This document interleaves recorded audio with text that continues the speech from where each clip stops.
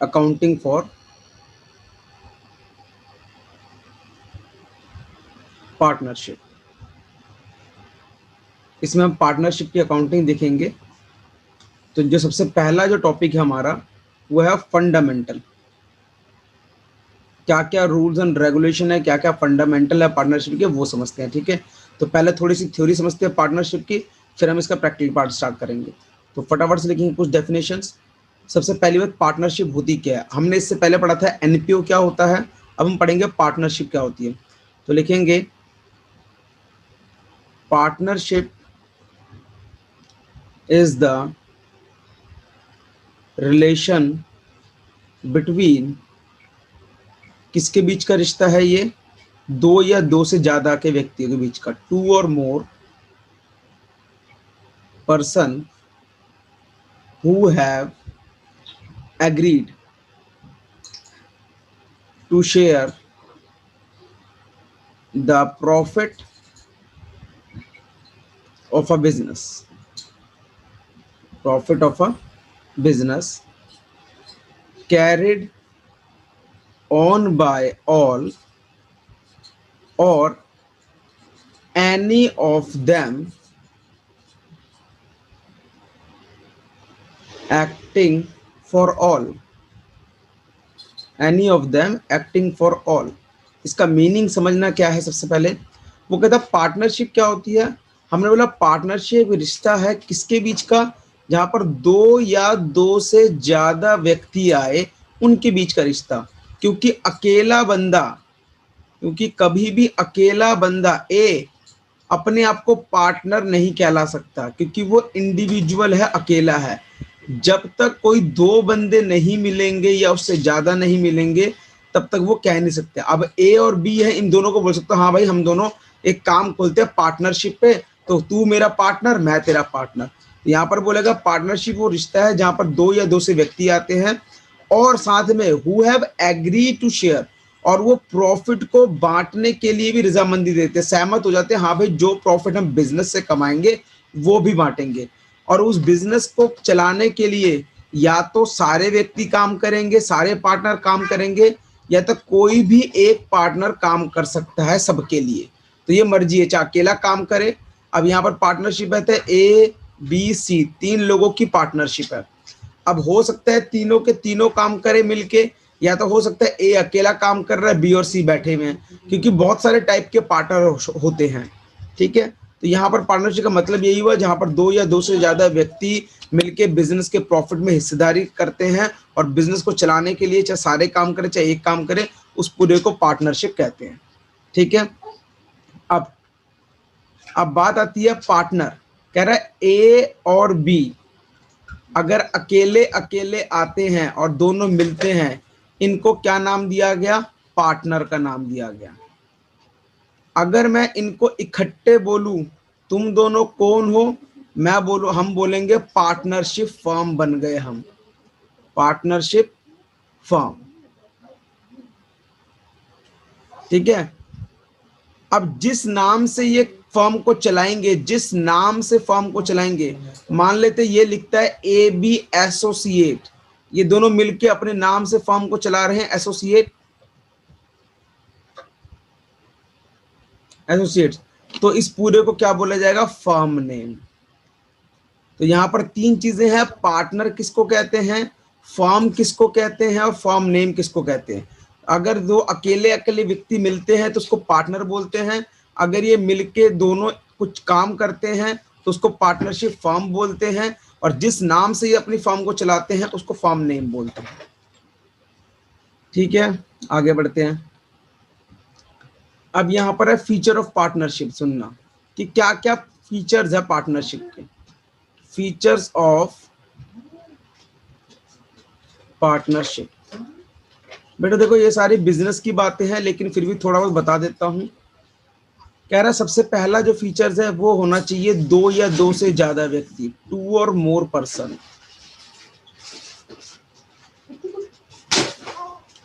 To और more person, कह रहा अकेला बंदा कभी पार्टनर नहीं बन सकता, तो दो या दो से ज्यादा व्यक्ति होने चाहिए।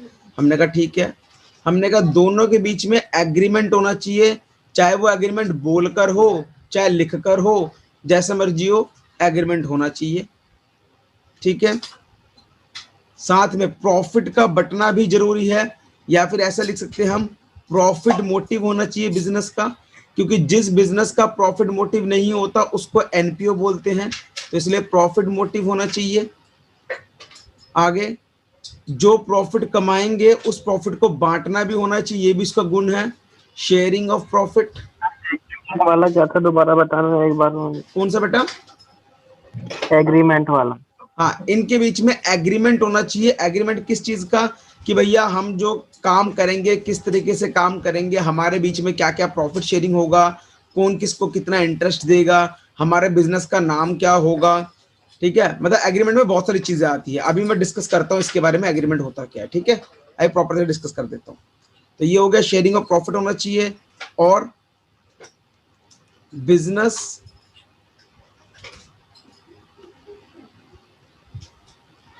कैरिड बाय ऑल या फिर any of them acting for all, या तो सब काम करे या सबके लिए कोई एक काम करे, वो मर्जी है उसकी।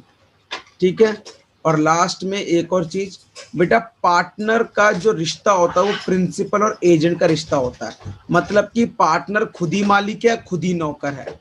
यहां लिख देता हूं, relationship of principal and agent.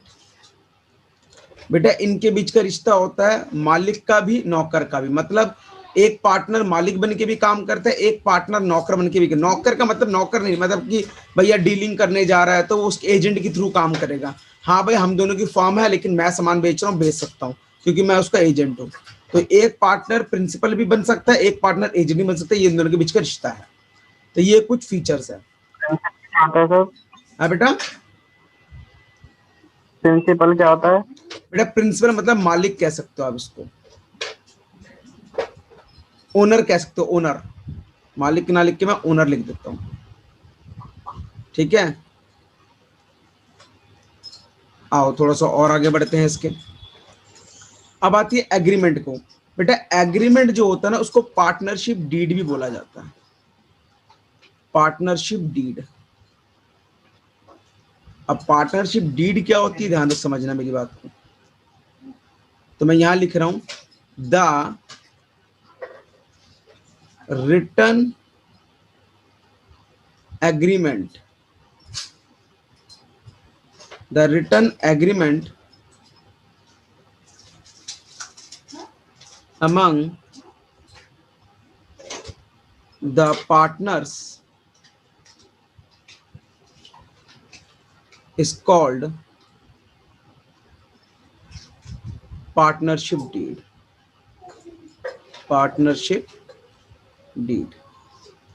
कह रहा है जो एग्रीमेंट लिखा हुआ होगा ना उसको पार्टनरशिप डीड बोलते हैं, जो एग्रीमेंट लिखा हुआ होगा उसको पार्टनरशिप डीड बोलते हैं। ठीक है, अब यहां पर एक और पॉइंट भी लिखना, the law does not make, the law does not make it compulsory to have a written agreement। Law ने ये कोई कंपल्सरी नहीं बोला कि तुम्हारे पास लिखी हुई होनी चाहिए, वो मर्जी, लिखी हो ना हो, डीड हो ना हो, वो मर्जी है। क्योंकि उसका कारण ये है कि जो रजिस्ट्रेशन ऑफ पार्टनरशिप है ना is optional. Registration of partnership firm is an optional, वो एक ऑप्शनल होती है, वो एक ऑप्शनल होती है, मैंडेटरी नहीं होती कि नहीं, जरूरी है नहीं है कि भैया कोई दो लोग काम करना चाहे तो उसके लिए वो क्या करे, कोई रजिस्टर्ड करवाए, वो ऑप्शनल होती है। इसलिए कोई एग्रीमेंट लोग काफी बार बनाते ही नहीं है, वो मुंह से बोल देते हैं हाँ हाँ भाई ठीक है हम दोनों पार्टनरशिप करेंगे, जो प्रॉफिट है वो कमा लेंगे, बस छुट्टी, इतने से में वो लोग पार्टनरशिप डीड बना लेते हैं। लेकिन कहता है अगर पार्टनरशिप डीड बनी होगी तो फायदा भी होता है, वो क्या क्या है ध्यान से सुनना। अब पार्टनरशिप डीड में जो मेन क्या क्या कंटेंट होते हैं, यहां लिख रहा हूं, content content in partnership deed.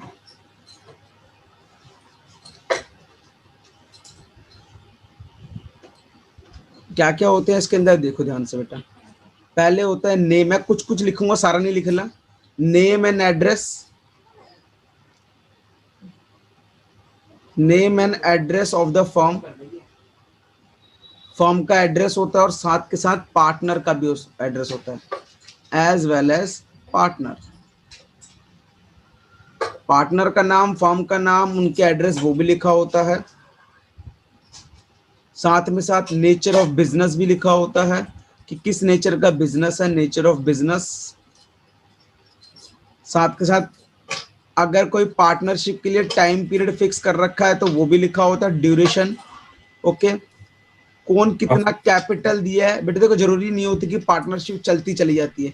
काफी बार ऐसा भी होता है किसी पर्पस के लिए पार्टनरशिप बनाई जाती है कि भाई ये काम पूरा हो जाएगा, हम लोग अलग हो जाएंगे। तो अगर कोई ड्यूरेशन लिखी हुई है तो वो भी दिखाएंगे। मैं यहाँ लिख देता हूँ, इफ एनी ऑफ पार्टनरशिप। अगर पार्टनरशिप में कोई ड्यूरेशन लिखी हुई है कि भाई मिलके काम करते हैं, 5 साल तक काम करके देखते हैं, सही चला तो आगे कंटिन्यू कर लेंगे, वरना बंद कर देंगे, तो ऐसा भी हो सकता है। दोनों ने कितनी कैपिटल डाली है वो भी लिखा होगा, capital contribution of each partner. Okay, interest on capital होता है कि किस किस को इंटरेस्ट ऑन कैपिटल मिलेगा। ऐसे बहुत सारे पॉइंट है जो इसमें लिखे होते हैं, मैं एक्सेट्रा लिख के छोड़ रहा हूँ, बाकी मैं बता दूंगा कैसे कैसे कहाँ से पढ़ना है ये पॉइंट, ठीक है। तो ऐसे सारे डीड में लिखा होता है। अब बताओ, ये सारी चीजें लिखी होगी तो कभी लड़ाई झगड़े नहीं होंगे, लेकिन अगर ये सब चीजें नहीं लिखी होगी तो लड़ाई झगड़ा उत्पन्न हो सकता है। तो अब यहां पर वही हुआ, कहता इफ डीड इज साइलेंट। अगर डीड साइलेंट है मतलब नहीं लिखी हुई, या तो बोल सकते हो in the absence of deed. अगर पार्टनरशिप डीड है ही नहीं तुम्हारे बीच में, या फिर डीड साइलेंट है, तो क्या होगा। हमने कहा अगर ऐसा कुछ होता है तो 5 इंपॉर्टेंट बातें हैं, उसको याद रखना। अब बेटा ये इंपॉर्टेंट चीज आई है जो तुम्हें याद रखनी है। कह रहा है अगर डीड साइलेंट है या फिर एब्सेंस है तो क्या होगा। पहला, जो प्रॉफिट शेयरिंग होगा पार्टनर का, प्रॉफिट शेयरिंग रेशो, वो बेटा इक्वली बटेगी। क्या बटेगी, इक्वली, बराबर बटेगा। मान लेते हैं ए और बी पार्टनर है, ए ने बिजनेस के लिए 30,000 लगाए और बी ने बिजनेस के लिए 20,000 लगाए, तो मुझे बताओ प्रॉफिट ज्यादा किसको मिलना चाहिए, ए को कि बी को। अरे एक हो, ए को। दोनों को सेम मिलेगा। अब देखो, वो कह रहा है दोनों को सेम मिलेगा, ये कहता है भाई ए को मिलना चाहिए। अब ए बी ने बोला कि भाई मैं 30 लगा और 20, वैसे हिसाब से जो ज्यादा पैसे लगाएगा भाई उसी को ज्यादा प्रॉफिट मिलेगा। लेकिन अगर तुम्हारी डीड साइलेंट है, तुमने डीड बनाई नहीं है, तो उस केस में इक्वली मिलेगा। अगर तुमने डीड बना रखी है, जैसे यहाँ पॉइंट लिखे हुए हैं, तो बेटा यहाँ पर एक और पॉइंट भी लिखा होता है प्रॉफिट शेयरिंग के बारे में। प्रॉफिट शेयरिंग रेशियो कितना होगा वो भी लिखा होता है, प्रॉफिट शेयरिंग रेशियो। तो अगर डीड साइलेंट है, प्रॉफिट शेयरिंग रेशियो नहीं लिखी हुई, तो उस कंडीशन में प्रॉफिट शेयरिंग रेशियो इक्वली बढ़ जाएगा। दूसरा, interest on capital, interest on capital. अब लॉजिक समझना, जो मैं बता रहा हूं तुम लोगों को बहुत समझ, ध्यान से समझना, समझ आ जाएगा।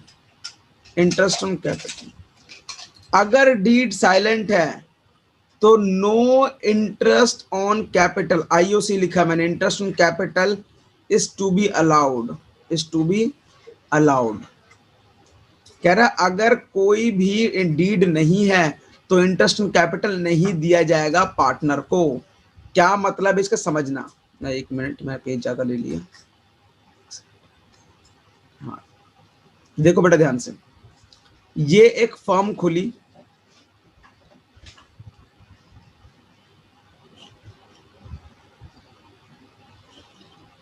ये फर्म खुली, इस फर्म में ए ने भी पैसा लगाया, बी ने भी पैसा लगाया, ए ने भी पैसा लगाया, बी ने, ए ने भी कुछ पैसे दिए और बी ने भी कुछ पैसे दिए। तो अब ऐसा सोचो, अगर ये कोई फर्म है, इसने अगर ए बी से पैसे उधार लिए हैं, तो ये ए और बी को क्या क्या देगा उस पैसे के बदले? ब्याज देगा, इंटरेस्ट देगा। सीधी सी बात है, लॉजिक सिंपल सा है। अगर वैसे ए बी किसी को पैसा देते तो इंटरेस्ट मिलता, तो इंटरेस्ट ऑन कैपिटल। तो यहां पर मैं लिख देता हूं, जो ए बी ने पैसा दिया है, ऐसा लिखते हैं, ए और बी ने क्या किया, फर्म को पैसे दिए, फर्म को पैसे दिए, उस पैसे का नाम था कैपिटल दी, और फर्म क्या करेगी, इंटरेस्ट देगी, इंटरेस्ट ऑन कैपिटल देगी, किसको, ए बी को। सीधी सी बात।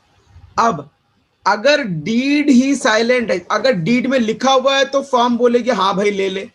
अब डीड में लिखी नहीं है ये बात, या फिर इनके बीच में कोई डीड है ही नहीं, डीड इज एब्सेंट, तो फर्म भी इंटरेस्ट ऑन कैपिटल देने से मना कर देगी। क्लियर? Yes sir. तीसरा, interest on drawing. Interest on drawing सबसे इंपॉर्टेंट पॉइंट समझना ही है। इंटरेस्ट ऑन ड्राइंग के बाद, no interest on drawing is to be charge. कह रहा है जब फर्म कहती है डीड नहीं है, मैं कोई पैसे नहीं दे रहा तुम लोगों को ब्याज के नाम से, तो जब फर्म उनसे ब्याज मांगने जाएगा ड्राइंग के लिए, तो वो भी देने से इनकार कर देंगे, क्योंकि इंटरेस्ट चार्ज नहीं होगा। No interest on drawing is to be charge. अब इंटरेस्ट ऑन ड्राइंग भी क्या है, सुनना ध्यान से बेटा। छोटी सी बात में समझाओ, जब ए बी ने पैसा दिया फर्म को, तो ए बी इंटरेस्ट मानने के हकदार है कि नहीं है? Yes sir. हाँ बेटा विनय बोल। यस सर, है। आप ध्यान से सुनना मेरी बात को। अब ए बी ने पैसे दिए 10 रुपए और 10 रुपए दिए।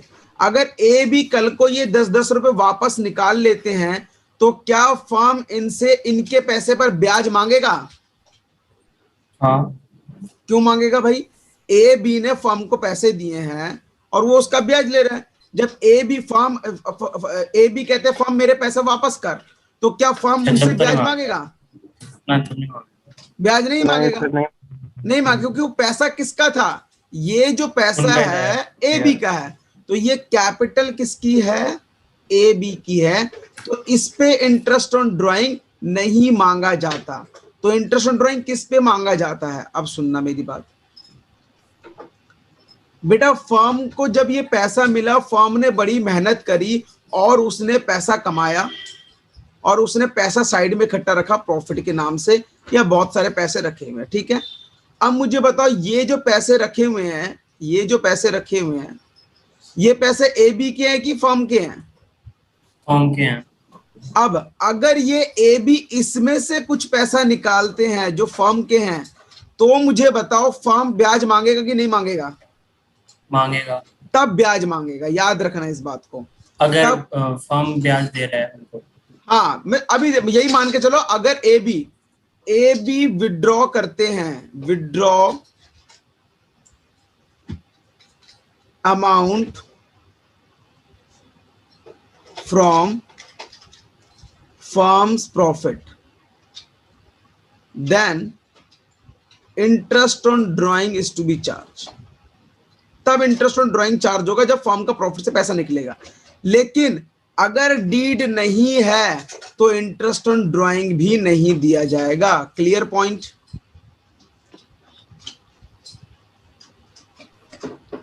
समझ आ गई बेटा बात? Yes sir. आगे बढ़ते हैं। चौथी बात, सैलरी और commission.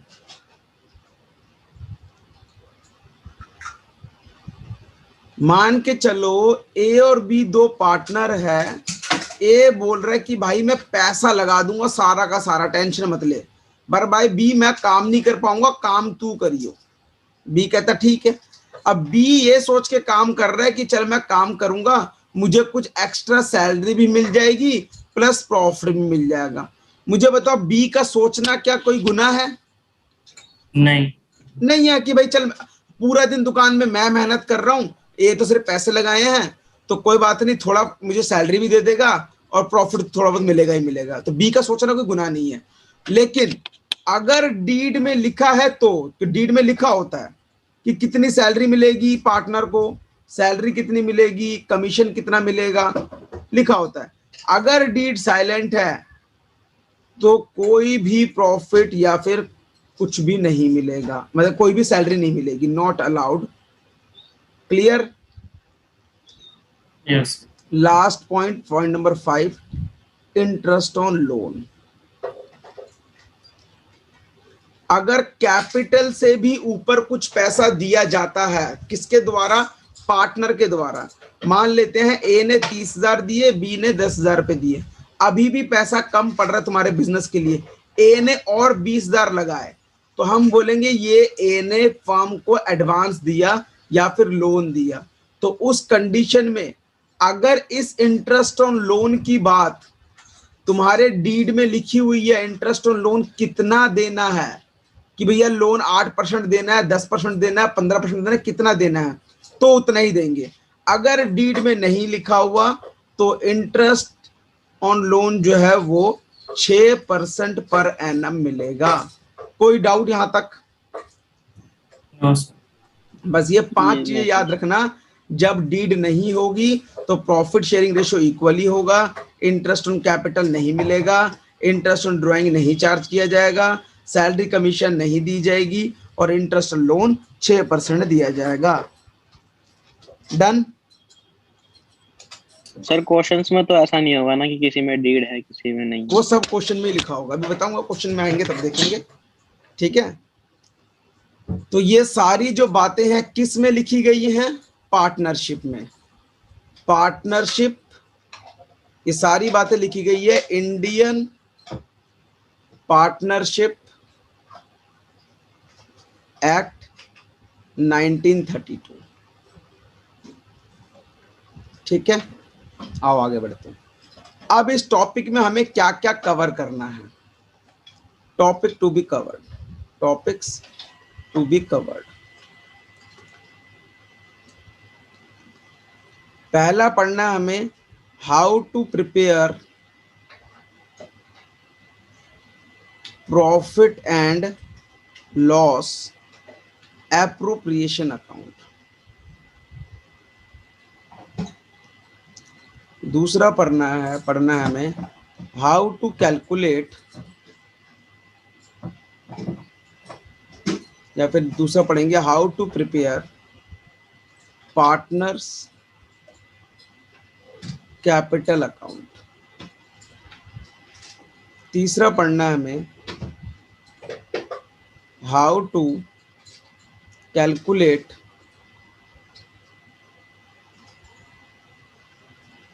Interest on capital.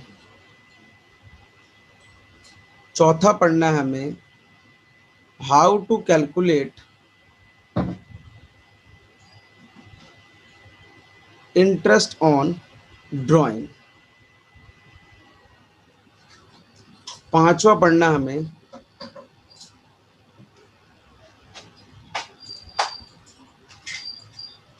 Statement of past adjustment. Past, अब ये तो फर्स्ट चैप्टर से भी बड़ा है बेटा। अब यही सारा है क्योंकि 30 मार्क्स का है तुम्हारा एग्जाम में। ये टॉपिक वाला लिखवा चैप्टर? बेटा देख, मैं टॉपिक लिखवा रहा हूँ, टॉपिक को तोड़ तोड़ के पढ़ाऊंगा ना, जिससे तुम्हें जल्दी समझ आएगा। अब मैं सारा मिक्स कर दूंगा, पेजेस के हिसाब से पूछ रहा था। पेजेस के हिसाब से एडमिशन और भी बड़ा है, इससे बड़े बड़े चैप्टर हैं। तुम कंसेप्ट पे ध्यान दो बस, और कुछ नहीं ध्यान देना तुम्हें। And last topic is guarantee of partner. हमें ये 6 टॉपिक पढ़ने हैं इसके अंदर। तो आओ स्टार्ट करते हैं। पहला how to prepare P&L appropriation account. Sir कितने दिन में हो जाएगा पूरा? Any assumptions? मतलब ये चैप्टर कितने दिन में पूरा हो जाएगा? हाँ भाई इस चैप्टर को लगेगा तेरा 1 2 3 4 क्लास लगेंगे मैक्सिमम। अगर सारे क्वेश्चन मैं ही करवाऊंगा तो 5 क्लास, 5 से 6 क्लास। तुम कर लोगे तो 4 क्लास। आओ बेटा स्टार्ट करते हैं अपन। तो पहला टॉपिक हमारा क्या है, P and L appropriation account, profit and loss appropriation account, appropriation account. अब बात को समझना बेटा, तुम लोगों ने ट्रेडिंग अकाउंट बनाया है बचपन तुम में? लोगों ने नहीं, सिर्फ कृष्णा ने। नहीं नहीं, सुन रहा, पी एंड एल अकाउंट बनाया है और बैलेंस शीट बनाई है, ये तुम लोगों ने पढ़ा हुआ है 11th क्लास में। हम इसको कहते हैं final account of sole proprietor. क्या बोलते हैं इसको हम? Final account of sole proprietor. जो अकेला बिजनेसमैन होता है वो इस तरीके से काम करता है। लेकिन अगर पार्टनरशिप फर्म की फाइनल अकाउंट की बात करें तो उसमें ट्रेडिंग भी बनता है, पी एंड एल भी बनता है, और ये जो प्रॉफिट होता है ये सारा जाता है P and L appropriation account में। क्यों जाता है, ध्यान से सुनना बेटा। यहां पर होता क्या है, P and L appropriation account जो होता है वो पार्टनर के बीच में जो भी प्रॉफिट का डिस्ट्रीब्यूशन होता है वो सिखाता है हमें। और ये जो पी एंड एल अकाउंट होता है ये सिर्फ ये बताता है कि इस साल तुम्हारा प्रॉफिट कितना हुआ, और पी एंड एल एप्रोप्रिएशन ये बताता है कि तुम्हारे पार्टनर जो है उनको प्रॉफिट कितना हुआ। तो अगर इसकी डेफिनेशन की बात करूं, छोटी सी डेफिनेशन लिखेंगे, P and L appropriation account is prepared to show the distribution of profit among partners, profit among partners as per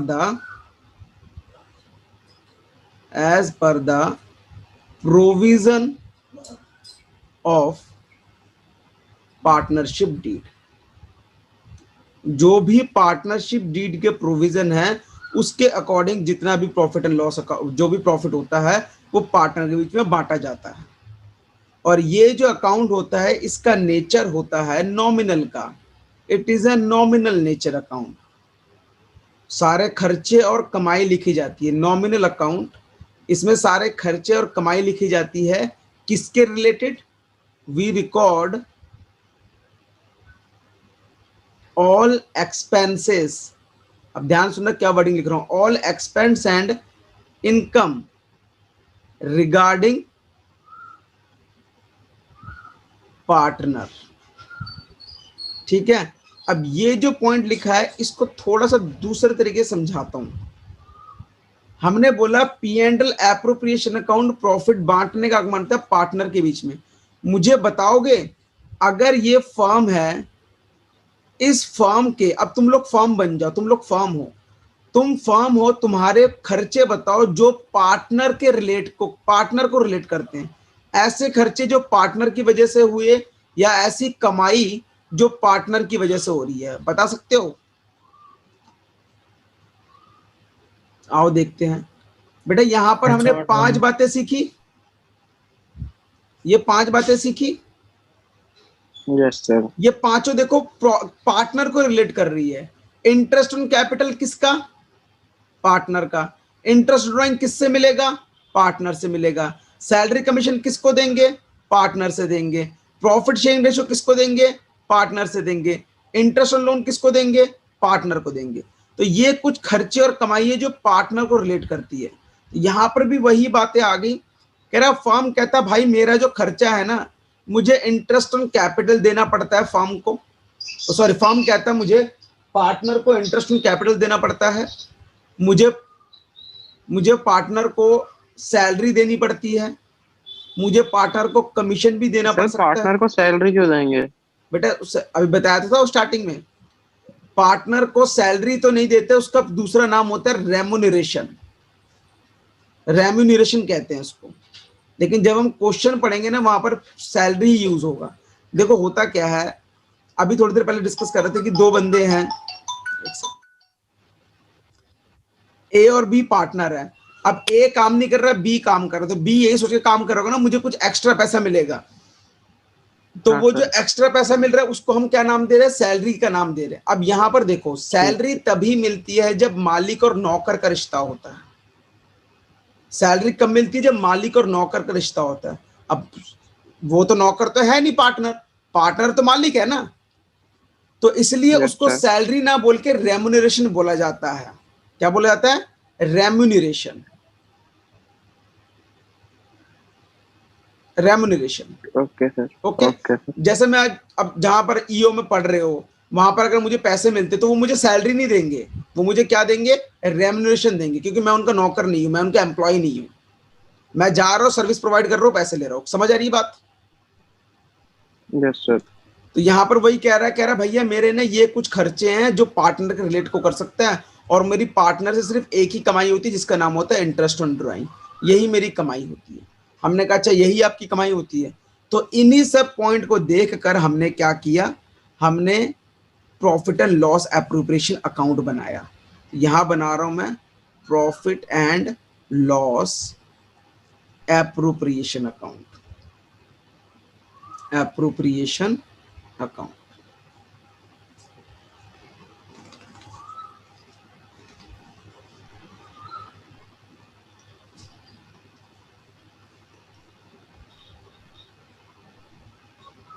तो यहां उठा के हमने क्या लिख दिया? Particular amount, particular amount. अब सबसे पहले क्या होता है वो देखेंगे। बेटा देखो यहां पर ये समझना, बेटा ट्रेडिंग अकाउंट से क्या निकलता है? Gross profit. ग्रॉस प्रॉफिट कहां ट्रांसफर होता है? पी एंड एल अकाउंट में। कोई डाउट? कोई डाउट? सर मेरे को नहीं आता ये बात तीनों, ट्रेडिंग और पी अच्छा एंड कृष्णा तेरे को पता है? ये तो ही बताओ। Yes sir. बेटा देख, ट्रेडिंग अकाउंट वो अकाउंट होता है जहां पर हम सारे डायरेक्ट खर्चे रिकॉर्ड करते हैं, और जब उसको क्लोज करते हैं तो वहां से ग्रॉस प्रॉफिट निकलता है। ठीक है। ऐसी पी एंड एल अकाउंट होता है जहां से नेट प्रॉफिट निकलता है। बस बेटा तू यही याद रख, अभी ट्रेडिंग से ग्रॉस प्रॉफिट निकलता है, हम उसको ट्रांसफर करते हैं, वहां से नेट प्रॉफिट निकलता है। अब इस नेट प्रॉफिट को हम ट्रांसफर करेंगे हमारे P and L appropriation account में। ठीक है। तो मैं क्या करूंगा? sir. यहां लिखूंगा P and L account, profit and loss account. Profit and loss account, ये एक्चुअल में क्या है? Net profit. ओके। अच्छा, इसमें से मेरा खर्चे कौन कौन से? ये खर्चे हैं तीनों। और आपको पता है पी एंड एल किस नेचर का है? अभी मैंने बताया ऊपर, नॉमिनल नेचर का होता है। नॉमिनल का रूल क्या होता है? सारे खर्चे डेबिट, सारे इनकम क्रेडिट। तो जो भी खर्चे हैं वो डेबिट में लिखेंगे, तीनों खर्चे डेबिट में लिखेंगे। तो मैंने यहां लिखा सबसे पहले इंटरेस्ट ऑन कैपिटल। जो भी गिवन होगा, मान लेते दो पार्टनर है तो ए बी का जो भी गिवन होगा लिख देंगे। ऐसे अगला होगा सैलरी या फिर कमीशन। ये भी जो दोनों का गिवन होगा ए बी का वो लिख देंगे, जिसका भी गिवन होगा लिख देंगे। और क्या होगा? सैलरी कमीशन हो गया। यहां पर मेरा क्या आ जाएगा? Interest on drawing. जो भी मेरी कमाई होगी फर्म को, यहां लिख देंगे ए बी के नाम से। इतनी सी बातें इसके अंदर आ गई। बस एक और चीज इसके अंदर आएगी जिसका नाम है रिजर्व। अगर क्वेश्चन में बोले कि कुछ पैसा रिजर्व में ट्रांसफर कर दो, तो वहां पर रिजर्व का पॉइंट आ जाता है। बस ये इतनी सी चीज किसके अंदर आएगी? पी एंड एल एप्रोप्रिएशन के अंदर आएगी। इसको टोटल कर दोगे, जो भी निकलेगा वो यहां पर आ जाएगा। प्रॉफिट, अगर इस तरफ निकलेगा तो क्या आ जाएगा? Profit transfer to capital account, A और बी। अगर यहां पर आता है तो loss transfer to capital account. दोनों में से कोई एक निकल सकता है, ए और बी। सर वो ए और बी में इक्वल इक्वल करके बांटना है हमें? नहीं, वो तो बेटा क्वेश्चन में देखेंगे जैसा भी होगा। वो क्वेश्चन में अगर बोलता है, कुछ भी नहीं बोलेगा तो इक्वल बांटेंगे, अगर बोलेगा रेशियो बांटो तो रेशियो में बांटेंगे। तो अभी तो मैंने सिर्फ लिख दिया कि हाँ भाई ए बी हो, शायद पार्टनर सी डी भी हो सकता है, पी क्यू भी हो सकता है, कोई भी पार्टनर हो सकता है, शायद हो सकता है ए को सैलरी मिल रही हो, बी को कमीशन मिल रही हो, तो ऐसा भी हो सकता है। तो वो जो क्वेश्चन करेंगे फिर हम समझेंगे इस पूरे पॉइंट को। तो यहाँ पर मैं इसको टोटल कर देता हूँ अभी, तो बस इसको ऐसे करके छोड़ देते हैं। कोई डाउट? No, sir. ठीक है, नो सर। अब आगे समझना। अब इनकी जनरल एंट्री पूछी जा सकती है। अब जनरल एंट्री के लिए सिंपल सी बात देखो, बहुत आसान है, कुछ मुश्किल नहीं है। जनरल एंट्री सारी यहीं से बन जाएगी। ये सारे डेबिट साइड लिखे हुए हैं, 1 2, और ये लिखा हुआ क्रेडिट साइड। तो देखना, अब पूरी कहानी तुम्हें समझ आई। पहले क्या किया, पी एंड एल अकाउंट से ट्रांसफर किया, फिर उसने इंटरेस्ट ऑन ड्राइंग चार्ज किया, फिर इंटरेस्ट ऑन कैपिटल दे दिया, सैलरी कमीशन दे दी, रिजर्व दे दिया, फिर जो प्रॉफिट बच गया वो उसने उसके अकाउंट में ट्रांसफर कर दिया। अब यहां पर अगर यही जनरल एंट्री पूछ ले एग्जाम में तो क्या करेंगे? तो यहां पर मैं लिख रहा हूं कुछ जनरल एंट्री, सेम वही चीज है, कोई घबराने की जरूरत नहीं है। Journal entries regarding profit and loss appropriation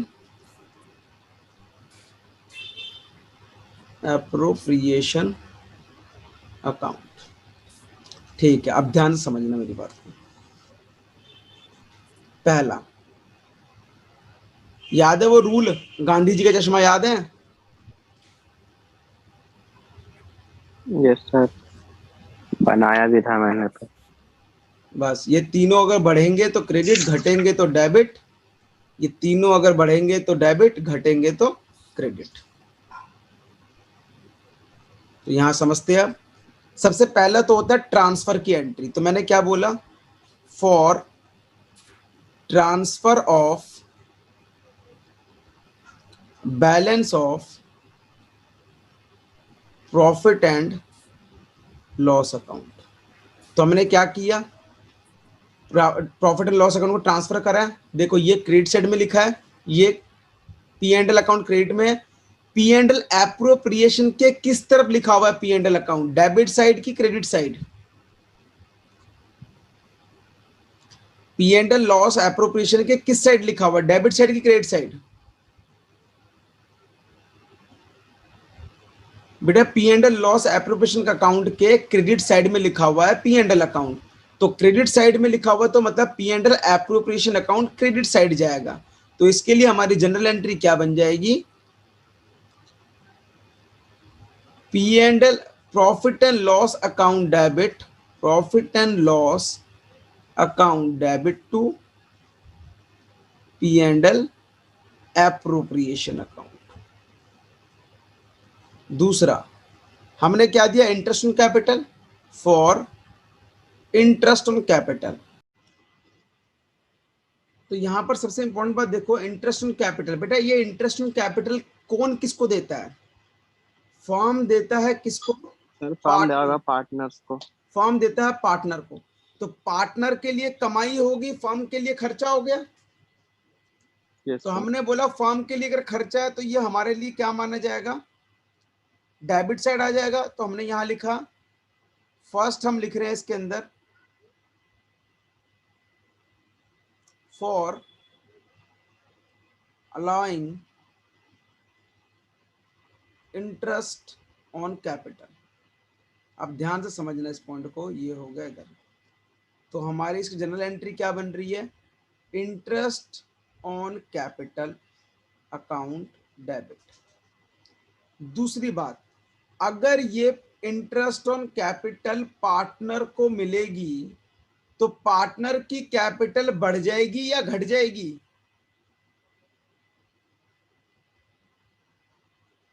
अगर इंटरेस्ट ऑन कैपिटल पार्टनर को मिलता है तो पार्टनर की कैपिटल बढ़ जाएगी या घट सर जाएगी? बढ़ेगी सर। बढ़ेगी। और बढ़ेगी जब सर। कैपिटल बढ़ती है तो किस तरफ जाता है, क्रेडिट साइड।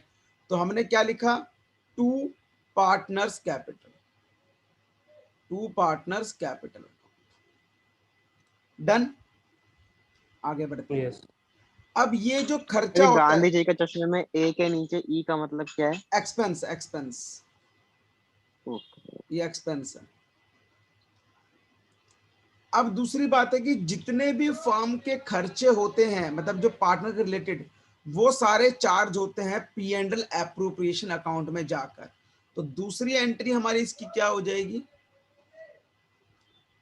यहां लिखेंगे हम for transferring interest on capital to P and L appropriation account.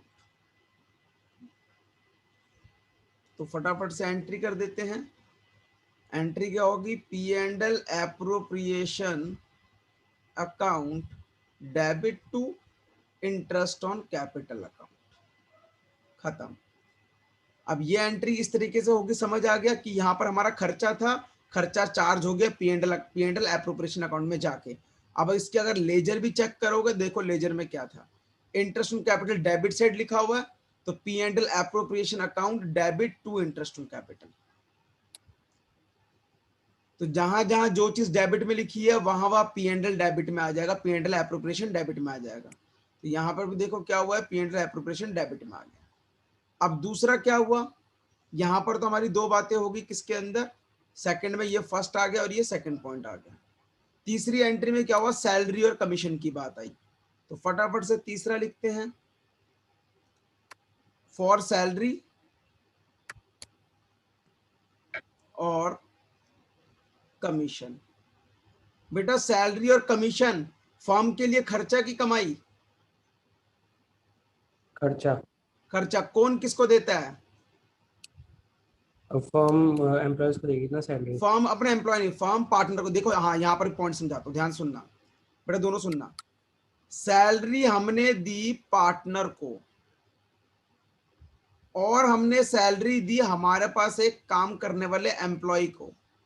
तो बेटा ये वाली सैलरी कहां लिखेंगे और ये वाली सैलरी कहां लिखेंगे, ये ये एम्प्लॉय ऊपर को दी वाली। है, ये जाएगी प्रॉफिट एंड लॉस अकाउंट में, ये पार्टनर को रिलेट करती है, ये जाएगी P and L appropriation account में। कोई डाउट, नो सर। ठीक है, आगे बढ़ते हैं। तो यहां पर हमारी फर्स्ट एंट्री क्या हो गई, फॉर अलाउइंग सैलरी या फिर कमीशन टू पार्टनर। तो बेटा हमारी जनरल एंट्री यहां पर पास हो जाएगी, सैलरी या फिर commission account debit to partners capital account. क्योंकि यहां पर दोबारा अगर सैलरी पार्टनर को मिलती है तो उनकी कैपिटल बढ़ जाएगी और वो क्रेडिट साइड चला जाएगा। कोई डाउट,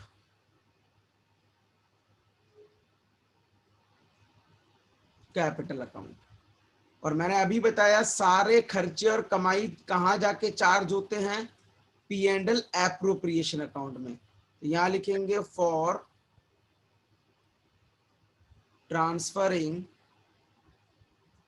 सैलरी या फिर commission to P and L appropriation account.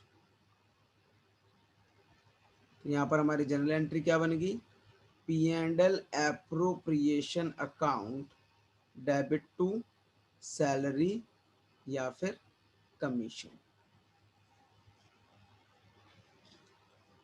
आगे बढ़ते हैं अब हम, ये तो हमारा की तीसरी बात।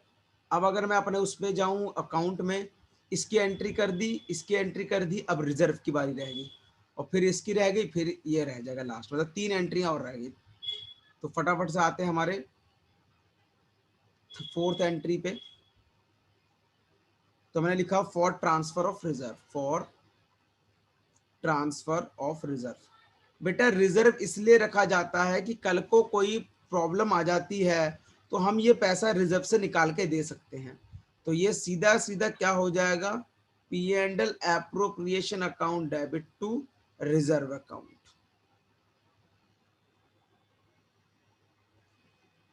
पांचवी एंट्री क्या होगी, for interest on drawing.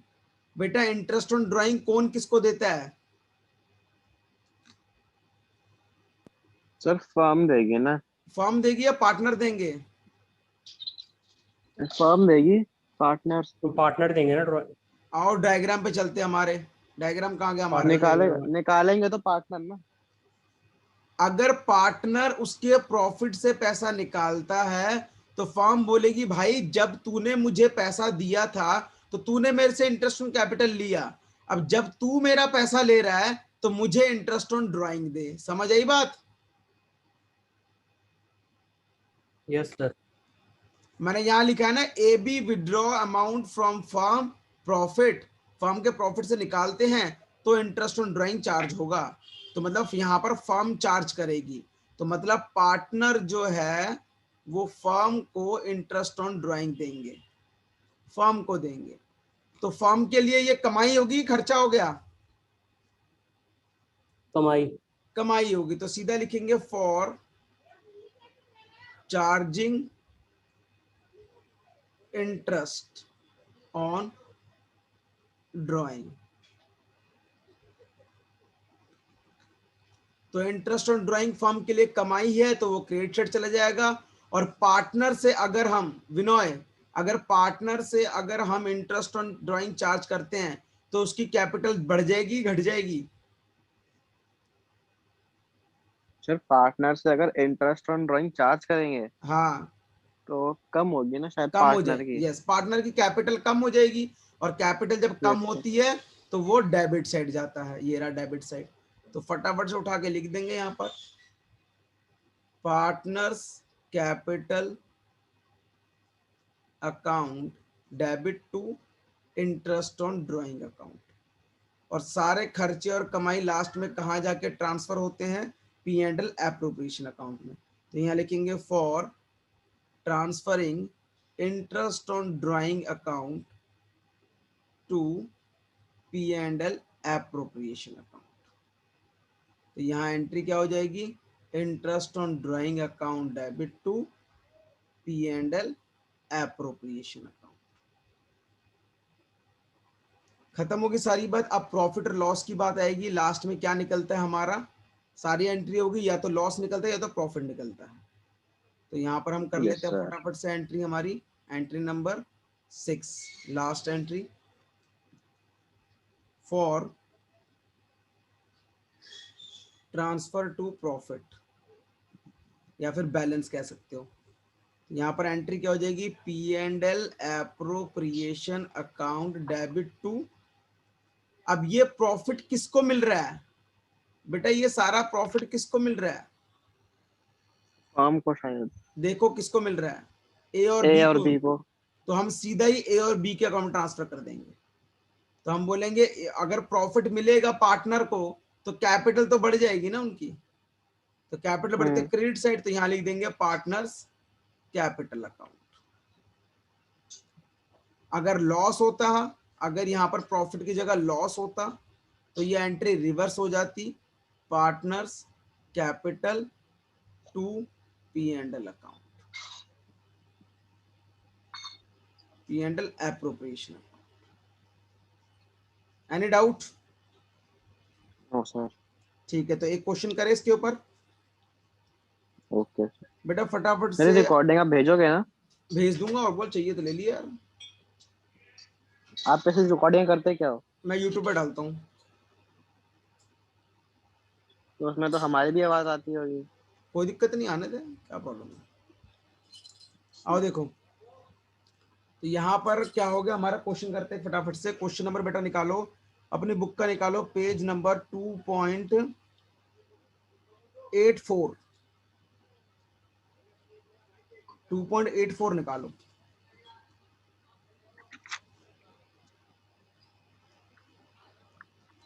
Page number 2.84, अब क्वेश्चन नंबर 13 देखो यहाँ पर क्या लिखा हुआ।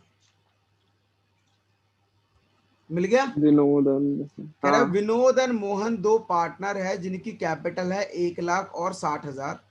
इंटरेस्ट ऑन कैपिटल दे रखा है 6% पर एनम। विनोद को सैलरी मिलती है 3,000 पर मंथ और नेट प्रॉफिट है 80,000 रुपए।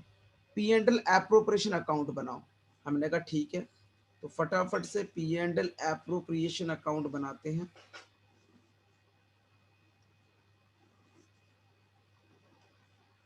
और यहाँ लिख दिया हमने पापा, वो तुम कंप्लीट कर लेना। सबसे पहले क्या आ जाएगा हमारा, वो कहता है इंटरेस्ट ऑन कैपिटल मिल रहा है, तो इंटरेस्ट ऑन कैपिटल लिखा, कौन कौन है, विनोद और मोहन, विनोद एंड मोहन। कितना परसेंट है, 6%। तो 1 लाख का 6% कैसे निकालेंगे, मैं यहाँ कैलकुलेट कर देता हूँ। विनोद के लिए 1 लाख का 6%, सीधा हो गया 6,000, और मोहन का 60,000 का 6%, 60,000 का 6%, ये हो गया 3,600 रुपये। तो उठा के यहाँ लिख दिया 6,000 और 3,600, टोटल 9,600 रुपीज़। विनोद को सैलरी मिल रही है, तो यहाँ पर लिख देते हैं सैलरी किसको मिल रही है, विनोद को। कितनी मिली है, 3,000 पर मंथ, तो 3,000 इंटू 12, साल की 36,000 मिल रही है। फिर कहता है प्रॉफिट गिवन है, तो P&L अकाउंट मैंने यहाँ लिखवाया था ब्रैकेट में नेट प्रॉफिट, अभी फॉर्मेट के अंदर देख लेना उसको एक बारी। ये हो गया 80,000 रुपीज, खत्म। इसको थोड़ा सा और नीचे सॉल्व कर लेता हूँ। Interest on capital of Vinod, 1 lakh multiply 6%, 6,000, Mohan 60,000 into 6%, 3,600। बेटा इसके अंदर प्रॉफिट कितना बटेगा, कुछ बता रखा है, किस रेशो में बटेगा?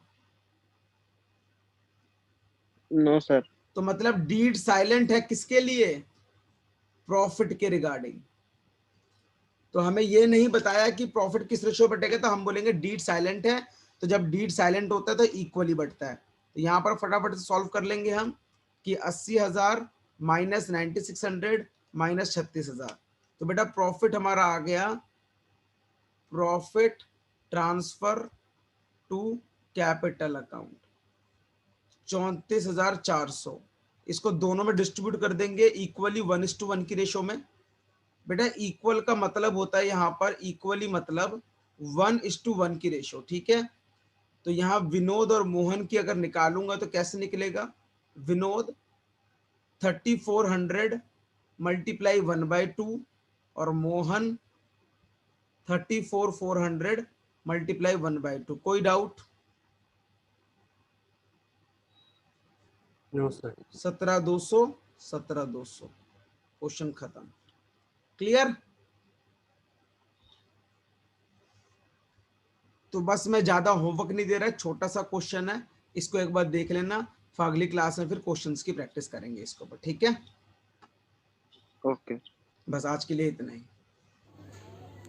तो बच्चों ये एक क्वेश्चन हमने यहाँ पर सॉल्व कर लिया है, ये हमारा कंप्लीट हो चुका है। तो अब हम मिलेंगे नेक्स्ट क्लास में।